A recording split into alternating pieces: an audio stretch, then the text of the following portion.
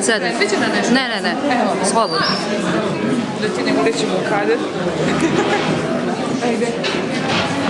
Da snimam kako stoji kulja masa.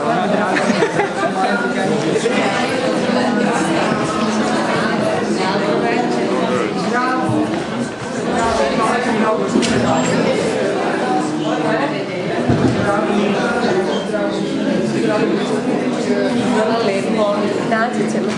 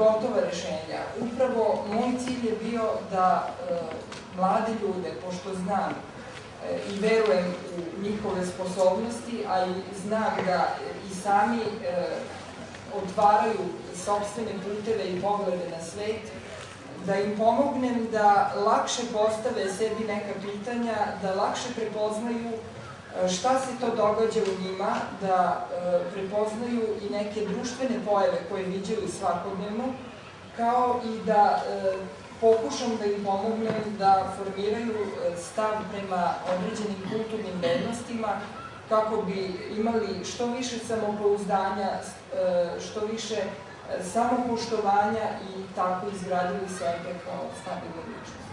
I mnogo toga pruži i olakša upravo neke eventualne stranputice ili krize koje možete imati, da jednostavno to lakše prebrodite. Ono što je moja želja bila tada, a što ću i sada izgovoriti kao odgovor na tvoje pitanje, to je da se nadam da će na druge ljude, kada radim sa njima, preći bar deo ljubavi koju osjećam prema psihologiji kao profesiji, jer smatram da je ona od suštinske važnosti i koristi za čoveka i da mu u stvari može mnogo pomoći.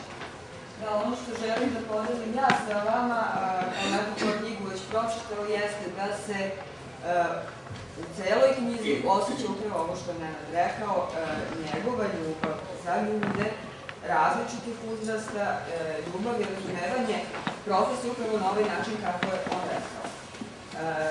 Želela bih također da vas upoznam sa jednom važnom stvari. Nenad Adamov je osoba sa hendikepom, jedina osoba, jedini čovjek u Kikindi sa dijagnozom cerebralne paralize. Ne, jedini, nažalost, gospodin Zarić je tu, on će verovatno nešto reći kasnije. Ja sam jedina osoba, nažalost, koja ima visoko obrazovanje sa autismom. I tome je pojem. A istovremeno, ono drugo što sam ja više želela da naglasim, Nenad Adamov je prva osoba sa cerebralnom paralizom. Ko vidim da je ispred mene i kakva je osoba ispred mene. Ako je ona prosto sklona humoru, onda i naša komunikacija se odvija negde na tom nivou. naravno u komunikaciji i pitanja ko je od nas kriv. Najtužnije je videti roditelje kojima deca ne mogu da oproste neke postupke ili decu koja su zanemarena, koji se mogu srušiti zauvek. Zato se ne...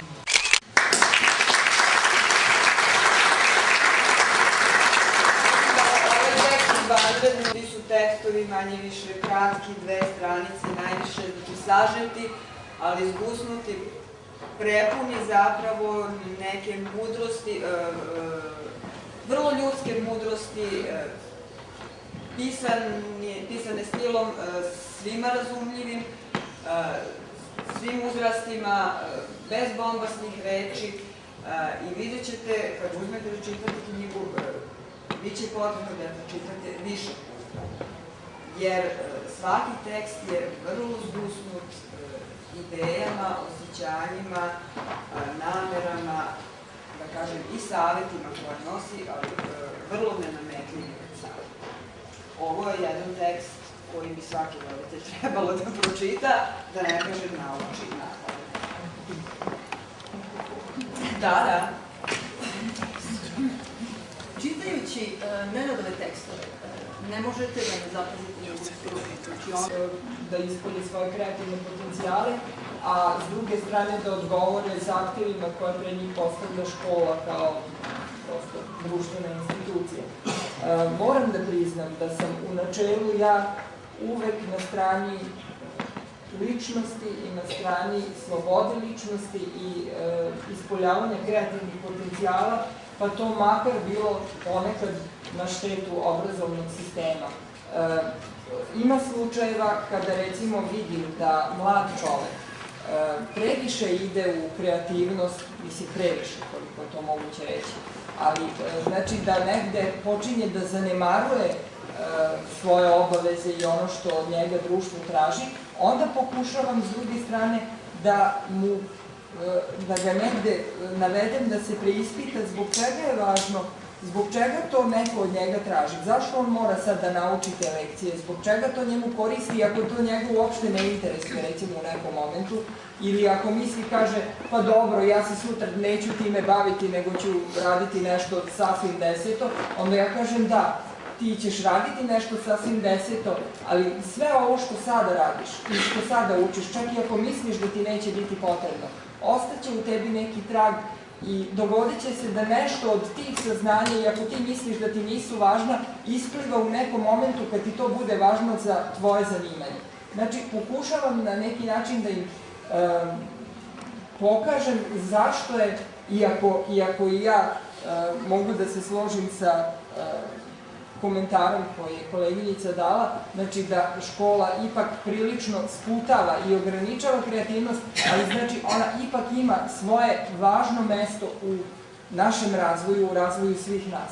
Tako da, znači, zavisi od toga šta primetim kod mladog čoveka. Ako primetim da on suviše zatvoren, suviše stegnut, suviše pun onoga šta od njega društvo i sredina traži, onda idem na to da ga oslobodim, da mu prosto ulijem i potrebu da ponekad prekrši nešto od traženih pravila, da bi prosto oslobodio sebe kao ličnost. Jer on na taj način ne oslobađa samo sebe kreativno, što će on nacrtati ili napisati nešto što niko nije. Ne, to će ga osloboditi za sve čime se bude bavio u životu. Nenade, i ti si bio adolescent. Jesam. I ovde smo bili, a ima i adolescenata, nekoliko koji su sada to trenutno. Kaži mi, molim te, iskustva iz tog perioda svog života, koliko ih se sećaš, koliko želiš sa nama sada da podeliš i da sagledaš ovu svoju knjigu u svetlu tih svojih iskustava, odnosno sebe kao adolescenta. Bio sam spreman da će promocija u nekom smislu značiti ogoljavanje mene, ali baš nisam mislila ovoliko. No dobro, ne bežimo tada. Znači, tvoje pitanje je bilo da li se sećam svog adolescentskog perioda. Sećam se i vrlo dobro i nažalost moju vrlo bolno da se sećam. Bolno u smislu previranja, u smislu pokušavanja da uspostavim ravnotežu između onoga šta mi se događa emotivno, šta mi se događa fiziološki, šta mi se događa misaono, onoga šta ja želim, a šta od mene traže te škola, te nastavnici, te roditelji, znači, o vršnjacima da ne govorim, mislim, to je katastrofa. Tako da u jednom momentu stvarno sam imala utisak da ću da izgubim sebe, pa upravo možda odatle i moja iskonska potreba da sad svoje znanje pretočim i pomognem mladima, upravo što ja kažem, ne kažem, i sad neskromno bi bilo da ja na taj način govorim o svojoj knjizi, ali mogu da kažem sreća je da danas živimo u takvom vremenu, da postoje knjige koje su vrlo moderno napisane, vrlo stručno napisane, koje nisu postojale u moje vreme, a za koje sam ja rekao kada sam ih pročitao da sam imao te knjige sa sobom, kad mi je bilo 13, 14, 16, 18 i tako dalje, mnogo bi me manje bolela glava u životu, mnogo bi manje udarao glavom u zid, mnogo bi manje bio izgubljen i pokušavao da se pronađem, mnogo bi mi manje vremena trebalo za to. Pa ja se iskreno nadam, ako sam bar delić toga doprineo ovom svojom knjigom, bit ću jako zadovoljna. Ja sam ti ovo pitanje postavila upravo s toga što sam čitajući knjigu Kroz vrtlog na putu do sebe osjetila da si ti nju negde napisala iz te potrebe da pomogneš, rasvetliš, otvoriš, očkrineš vrata, prozor novim nekim mlađim ljudima koji se osjećaju vrlo slično kako si se osjećao ti, kako sam se osjećala ja kada smo bili u tim godinama. Jer kao što smo razgovarali, Nenad je rekao, voleo bi da kroz neko vreme, 10 godina, teme koje je obradio u svojoj knjizi više ne budu aktuelne i knjiga prosto bude, eto tako, posmatrana samo sa književnog stanovišta. Pa smo onda ustanovili da će to ipak biti nemoguće, jer teme kojima se ova knjiga bavi su univerzalne teme doba odrastanja i mnogo od onoga o čemu je ovde reč prosto nikada neće proći i neće prestati, postojaće za svakog mladog čoveka. Svaki mladi čovek kroz mnoge od ovih stvari mora da prođe, ali u čemu je vrednost ove knjige? Upravo ono što je Nenad sada rekao, na skroman način, ja ga provocirala, da je ova knjiga prijateljska ruka pružena u vidu reči, u vidu tekstova, koja se može uhvatiti, znači, preporučujem svojoj deci, poklonite ovu knjigu, poklonite i sebi ovu knjigu, biće lakše i odrašće u bolje ljude i zaista bezbolnije, nego bez nje. Teme će ostati, rešavat će ih kako se ko snađe, a u Nenadovoj knjizi za mnogo od toga, za mnoge od tih bolova postoji izvestan lek. To ja vidim kao njenu najveću. Stvarno biti srećan ako se ostvari bar deo onoga što si ti rekla. Ja sam možda prenala neke svoje impresije posle čitanja knjige i razmišljanja. Si snimao? I da se nadovežem na ovo što je moja koleginica Nada rekla, činjenica je da ova knjiga ne da će dobro doći samo svima nama, našoj deci i odraslima naravno, nego će se prenositi sa kolena na kolena. Kad smo nas troje razgovarali, kada je Nenad istakao ovo što Nada kaže, ja bih voleo da ona bude na neki način prevaziđena, odmah smo reagovali i rekli ne, ona nikada prevaziđena neće biti, zato što će uvek u stvari aktuelnost njena ostati. Posebnost ove knjige jeste, bar ja tako vidim čitajući tekstove, emocionalnost autora ne samo za svoje tekstove, nego, znači vezanost, ne samo za svoje tekstove, nego i za ljude sa kojima radi. Tu je njena posebna vrednost i ko god čita ovu knjigu to može da osjeti, da primeti. Kada govorimo o nekom pedagoškom taktu ljudi koji se bave vaspitanjem mladih, mi uvek kažemo da, odnosno pominjemo jednu staru izreku, da samo onaj ko može dopreti do duše deteta može da ga vaspitava. Ja bih svoje izlaganje završila time da ovom knjigom Nenad je pokazao da je jedan od takvih psihologa, jedan od takvih ljudi koji jako dobro dopiru do duše deteta i naravno time umeju i da ih vaspitavaju i da ih vaspitava, odnosno da pomogne u datom trenutku. Hvala. A ja bih dodala, a sve u istom smislu, u stvari samo bih pročitala autorov izbor za jedan od tekstova. Ja mislim su, u stvari samo bih pročitala autorov izbor za jedan od tekstova. Ja mislim da je Nenad, odnosno imam osjećaj da je Nenad ovu knjigu pisao pod ovim motom. Možda sam nekada bio ti, možda si ti pomalo bio ja, možda smo zajedno bili ceo svet.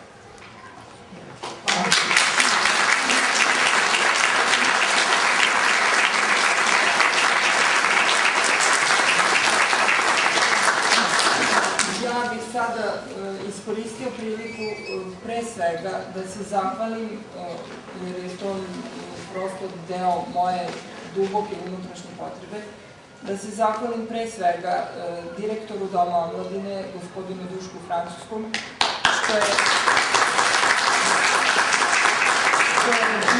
što je imao sluha, što je imao poverenja, onako neviđeno da prihvati moju ideju da ove tekstove uobličimo i da ova knjiga dođe do vas.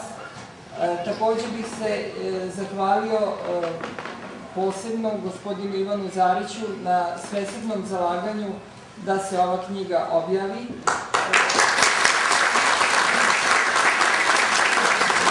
Naravno, ovom prilikom zahvaljujem se svim saradnicima u stvaranju ove knjige. Posebno se zahvaljujem i, kao što sam i ovde rekao, nabrojati ovom prilikom.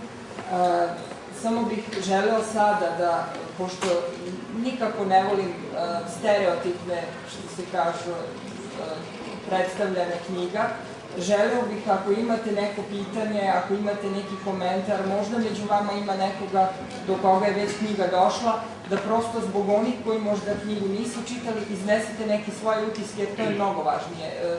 Lepo je to što ste vi mene saslušali i hvala vam još jednom što ste odvojili svoje vreme za ovaj trenutak. Hvala vam što ste došli i drago mi je da smo večeras zajedno.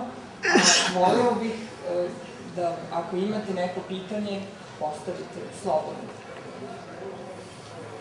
Nisam siguran da će ovo biti pitanje, ali se nadam da će komentar koji će dobro doći. Ja sam sticajem okolnosti osoba koja se bavi istim poslom, barem u jednom delu onoga što radim, i to u jednom prilično značajnom delu. Dakle, bavim se takođe kao i Nenad savjetovanjem i psihoterapijom i to dosta već dugo traje i znam vrlo dobro iznutra koliko je to naporan posao i kako to može čoveka da troši, a Boga mi i potroši. Ono što bih hteo da kažem u vezi same knjige jeste najpre da sam sticajem okolnosti knjigu pročitao. Ovo je jedna od retkih promocija, da budem iskren, gde sam došao sa gradivom koje je relativno savladano. I ono što se prvo vidi kada se ova knjiga čita jeste nešto što je gospođa Vukašinović već i napomenula. Dakle, vidi se nešto što mene naravno ne iznenađuje uopšte, da je to jedan spoj struke i, kako je gospođa Vukašinović rekla, književnosti. Ja bih to samo proširio i kazao bih umetnosti. A zašto to mene ne iznenađuje? Pa ja verujem da ne bi trebalo biti jednog psihologa da to iznenađuje. Sama struka koja se zove psihologija, a naročito neki njeni delovi, su spoj nauke i umetnosti. I ja prosto hitam da to izgovorim naglas, pre svega zbog ljudi koji se eventualno tim stvarima ne bave. Dakle, kao što s jedne strane imamo arhitekturu i kod koje se naravno ne postavlja uopšte pitanje da li je to ovo ili je to ono. Arhitektura je jedan izvanredan spoj nauke i umetnosti. Psihologija, naročito onaj njen deo kojim se bavi Nenad, jeste upravo isti jedan takav spoj. Prema tome, čitajući tekst u ovoj knjizi, čitajući tekst u bilo toj drugoj knjizi, ukoliko on ne bi bio to, ukoliko on ne bi predstavljao taj spoj, potpuno sam siguran da bismo brzo to negde sa strane odbacili. Ja to inače redovno radim. Kada imam u rukama knjigu koja je najpsihološkija na svetu, a koja je suva i koja se sastoji od, kako je Nenad u jednom trenutku rekao, brojki i ne znam ja čega, prestajem da je čitam. To me već odavno zamara. Druga stvar koju sam htio da napomenem jeste jednostavnost. Ono što ovu knjigu, po mom mišljenju, prvenstveno odlikuje jeste jednostavnost u izrazu. To je čak, ako nije neki neobičan izraz, ja bih rekao zapanjujuća jednostavnost. Dakle, tu knjigu može da čita i dete 4. razreda osnovne škole, može da je čita i neko iz 8. razreda osnovne škole, može da je čita neko iz završnih razreda srednjih škola, može da je čita diplomirani psiholog, mašinski inženjer, kosmonaut, rudar itd. I to je ono što mi se i najviše sviđa. I da ne dužim, pošto sam već uzao mnogo vremena, ja bih delimično da odgovorim na pitanje koje je postavila gospođa Nada Zorić. Ona je u jednom trenutku rekla šta je to, Nenade, u tvojoj knjizi što si ti interpretiram, ili što si ti izvukao iz nekih vanprofesionalnih sfera, a što ti je pomoglo da se ovaj tekst uobliči tako kako se uobličio. Dakle, moj odgovor na to pitanje, možda je malo neobično da ga ja dajem, ali ja bih rekao da je odgovor ljubav. I gospođa Vukašinović je to više navrata napomenula. Dakle, vidi se iz teksta da Nenad voli, ne samo da piše, nego pre svega voli ljude sa kojima radi i zato taj tekst izgleda tako. Jednostavno, lepo, toplo i prožeti ljubavlju. Zahvaljujem. Hvala. Ali bih ovako rekla kao neko ko Nenada poznaje dugi niz godina, podsjetio me na neke knjige koje su važne bile i jesu u našim životima i koje su nam pomagale da postanemo ono što jesmo.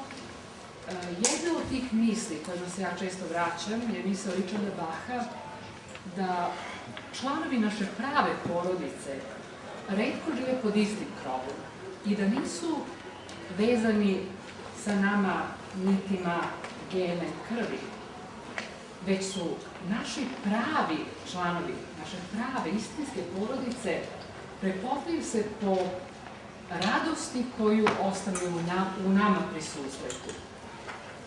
Prepoznaju se po poštovanju koje ostavljaju u nama pri susretu sa njima. Ne znam da li postoji mnogo ljudi u ovom gradu koji zaista uspevaju da se na taj način ogledaju u svojim sugrađanima, znači da zaista njihov lik bude trag koji ostavljaju u ljudima oko sebe, a ne nadume, čak i kad govorim o sebi lično, kad sam najzurbanija, da me osmehom zaustavi, da me prosto smiri, da me razneži, iako se nastavljam mnogo nekako stvarnije i mnogo više ja nego što sam bila pre tog momenta, pre susreta sa Nenadom. I mislim, ako imate u životu jednog takvog prijatelja koji uspe da vas uvek vrati sebi, da je to jedno veliko bogatstvo. I mi smo kao sugrađani, znači kao žitelji ovog grada i pre svega kao ljudi zaista srećni što imamo Nenada Adamova. I što će njegova knjiga, i kada je pročitamo, a sigurno ćemo svi želiti da pročitamo i da imamo, već unapred znamo da ćemo je verovati. Jer verujemo čoveku koga znamo kao prijatelja i kao je izuzetnu, blagodatnu ličnost, kakvim jako malo ovim teškim i smutnim vremenima.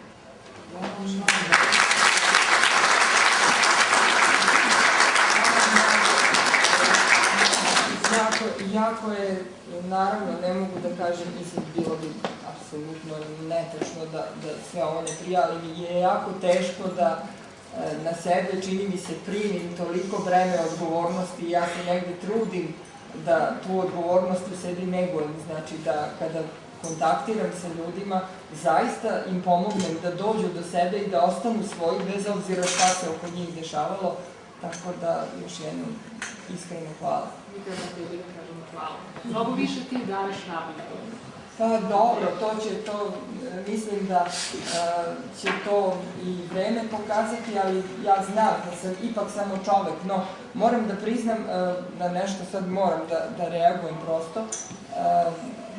Ja sam pokušao u ovoj knjizi da upravo i to pokažem čitaocima, da psiholog nije neko ko je nedodirljiv, ko je savršen, ko je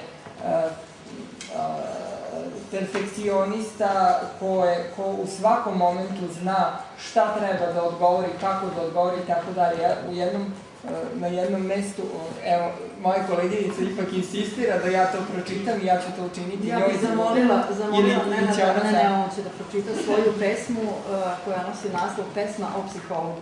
Da. Pre nego što to kažem, samo još nešto. Pokušao sam u knjizi, u stvari da kažem, da psiholog osjeća sve to što i drugi ljudi. On osjeća i bes, nemojte se izneraditi, i povređenost, i ranjivost, i zbunjenost, i smetenost i tako dalje, ali je jedina možda, da kažem, razlika ili karakteristika u odnosu na ostale ljude to što je on obučen da to što mu se događa i to što u momentu prepozna kao, kažem, svaku od ovih emocija, to može i da protumači i da zna šta bi trebalo, znači po kojim delovima sebe da začeprka i šta sa tim da uradi. Hoću samo da se na neki način opravdam, kažem da smo ipak svi ljudi od krvi i mesa, a sada ću ispuniti svoje koleginici želju, mada to nisam negde planirao, ali dobro. Znači, ovo je moja pesma koju sam napisao deci kao prosto objašnjenje šta ja to radim i čime se ja to bavim. Dakle, pesma o psihologu. Kad vas ništa ne veseli, on vam uvek dobro želi i sa njim se tajna deli. Kad si tužan, nisi sam. Dođi da ti ruku dam. Podelimo tajne sne, meni možeš reći sve. Ako ti je tužan dan, vratit će ti miran san. Kada ti se ruši svet, vratit će ti duši let. Daje misli, reči tebi, da pomogneš samom sebi.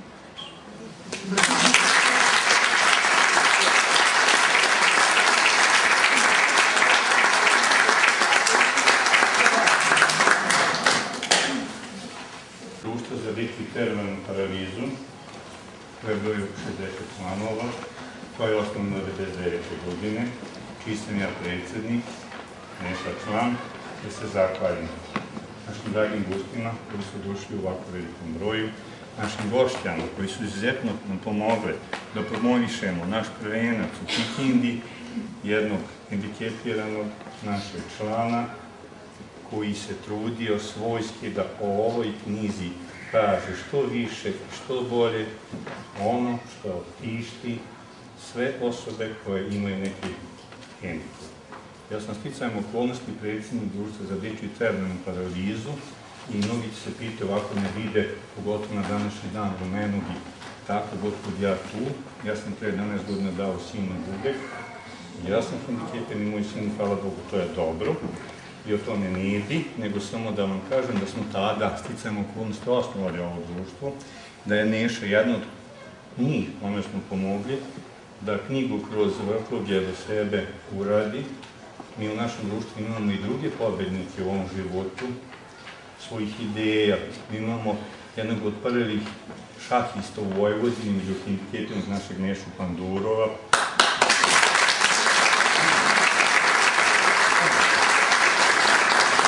Zatim imamo članicu koja vrlo lepo piše pesme, koja je verovatno sledeća na potezu za naše aktivnosti, da objavimo pesmu Gordanu Bakolije u Gocu. Sad sam malo tačno, koja ne vidim, koja piše vrlo lepe pesme, koja je pobednik, vrlo veliki pobednik, što se tiče majke, roda i poroda, on ima sina Luka.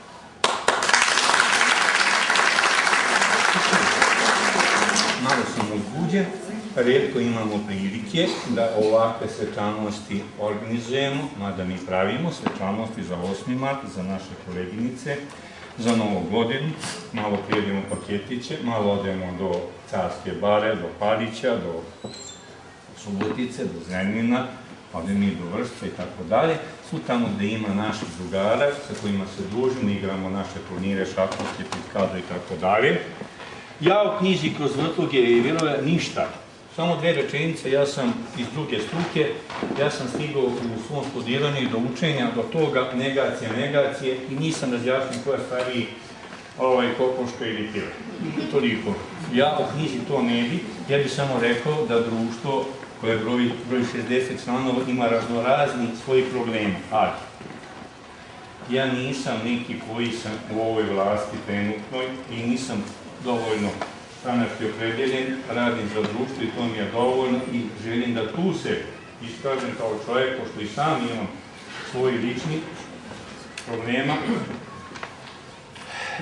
Hoću da zahvalim i lokalne samouprave i svim dobrim ljudima na pomoći, materijalnoj podršci, ali i na toploj ljudskoj riječi, onoj koja je vrlo potrebna i u svakom momentu neophodna svim onim ljudima koji imaju vidljiv ili nevidljiv problem, ako kažemo hendikep, to je već nešto što zvuči ovako da mu trebaju neke posebne potrebe. Da se nešto razumemo, svim ljudima određene potrebe su neophodne, ova teška vremena, ova krizna vremena, da bi izdali ovu knjigu. Mnogo je trebalo angažovanosti, aktivnosti, jer u ova teška vremena vrlo teško se može knjiga i kod oni ljudi koji su pokretniji i, da kažemo, prisutniji u svim sferama društvenog događanja da izdaju. Hvala.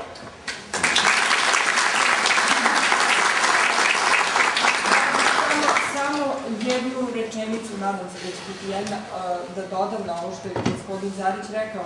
Ja se iskreno nadam, ako je, znači, ova knjiga prva knjiga u Vojvodini te vrste, ja se samo nadam da će ova knjiga i sve ovo što se večeras dogodilo biti podstrek ljudima u ovom gradu koji imaju možda slične probleme u smislu ometenosti u nekim funkcijama, da će to jednostavno biti podstrek da postignu i više nego što sam ja. To bi mi bilo najbolje od svega, najvažnije.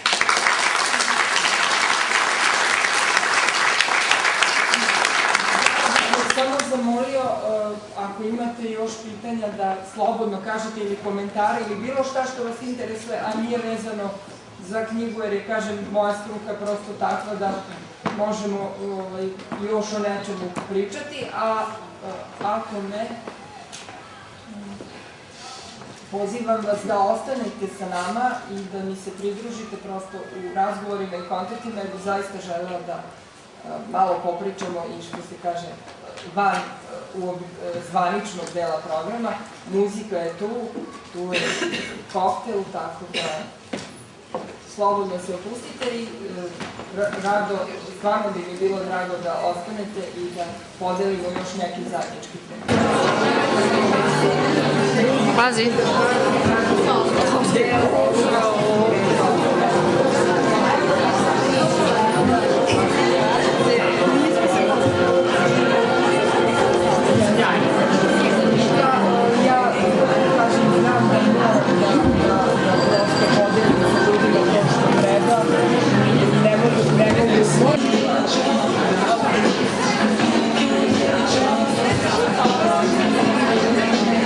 Meni je samo drago da je moje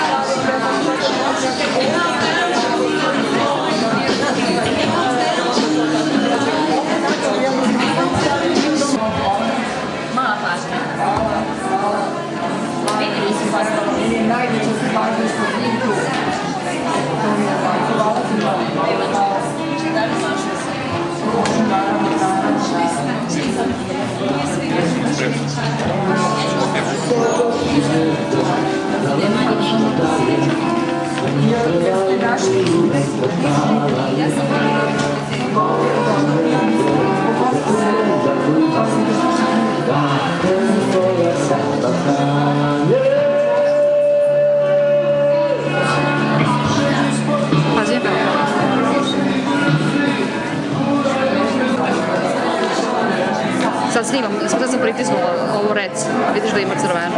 Da, to ono znači da snimam. Da, to je ovo dugme.